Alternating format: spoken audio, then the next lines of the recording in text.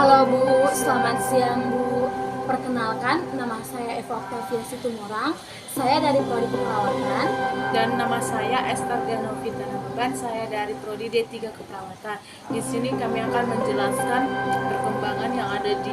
perkembangan sejarah yang ada di dunia dan yang ada di Indonesia. Jadi kami menjelaskan tentang sejarah perkembangan keperawatan yang ada di dunia. Pada zaman purba, perkembangan keperawatan pada zaman purba dipengaruhi oleh agama atau kepercayaan penduduk Mesir. Pada masa 55 M menyebabkan dewa itu untuk menerima kesembuhan bagi orang-orang sakit dan mendirikan sebagai rumah atau tempat untuk penyembahan orang raja. Kedua ialah pada zaman Masehi. Zaman ini yang dipengaruhi atau yang diperkembangkan atau dipenyebarkan pada masa ini. Dan ketiga ialah pada zaman pertengahan. Pada zaman ini terjadi perang besar antara agama yang dikenal dengan perang salib.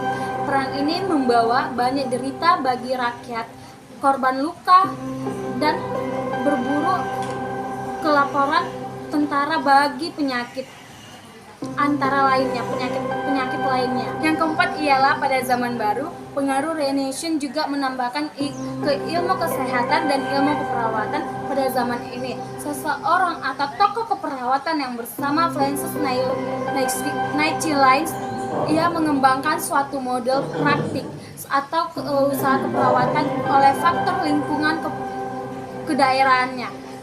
Yang kelima ialah pada zaman modern, Stephen Flores Knight dalam keperawatan rupanya berpengaruh besar dalam perkembangan keperawatan di era berikut berada di daerah di Inggris. Terjadi kemajuan yang pesat dalam bidang keperawatan. Di antaranya adalah perkembangan sekolah-sekolah perawat dan pendirian perhimpunan perawat nasional Inggris.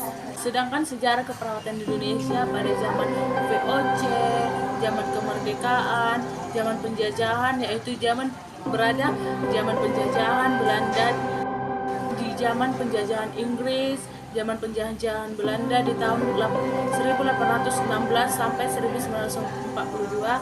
Yang keempat, zaman penjajahan Jepang. Pada zaman VOC tahun 1602 sampai 1799 untuk kepentingan usaha perdagangan tentara Belanda. Pada tahun 1799 didirikan Binnen Hospital di Batavia atau yang sekarang berada di Jakarta.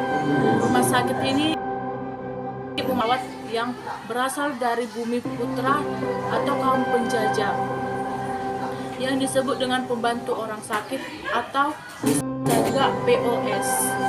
Setelah POS bubar, didirikan sejumlah usaha dalam bidang kesehatan, antara lain Dinas Kesehatan Militer, Dinas Kesehatan Rakyat. Dan penjajahan Belanda di tahun 1789 sampai 1811 tidak ada usaha kesehatan yang menonjol pada masa ini. Secara umum, pemerintah hanya melanjutkan apa yang telah dirinati oleh pendahuluannya POC. Pada zaman penjajahan Inggris 1811 sampai 1816, pada masa ini mulai berkembang sebuah usaha kesehatan yang dipelopori oleh Raffles. Usaha ini meliputi kegiatan vokasinasi cacor secara massal, perbaikan keperawatan kesehatan jiwa dan perawat kesehatan umum. Ketiga, zaman penjajahan Belanda pada tahun 1816 sampai 1943. Setelah pemerintah diserahkan kembali kepada Belanda, usaha kesehatan Indonesia semakin maju. Pada masa ini pemerintah berhasil meluncurkan undang-undang kesehatan yang disusun oleh profesional Dr. Rainwardi. Selain itu, pada tahun 1819, Presiden yang kelima Pobat mendirikan sebuah rumah sakit umum yang diberi nama Rumah Sakit Stanford Band dan berkedudukan di Glodok. Selanjutnya, pada penjajahan Jepang di tahun 1942 sampai 1945. Pada zaman penjajahan Jepang, keperawatan di Indonesia boleh dikatakan mengalami kemunduran. Kepemimpinan rumah sakit diambil oleh Jepang, dan sebagian dari lagi dipegang kemana-mana akibat miminnya supial obat-obatan. Tidak hanya itu, kita akan terpaksa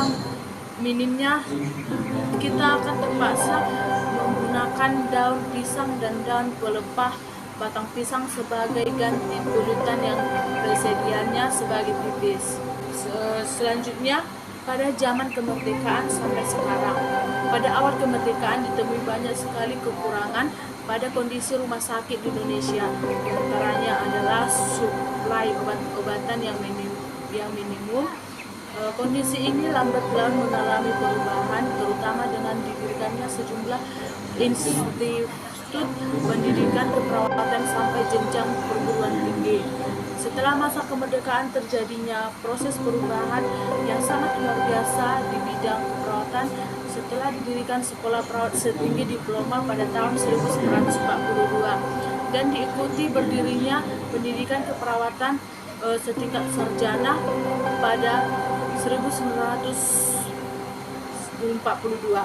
Dengan berkembang menjadi sebuah profesi yang mandiri, tidak lagi tergantung dengan profesi. Demikian hasil singkat presentasi kami. Jika ada tutur kata yang salah, kami minta maaf. Terima kasih, Bu.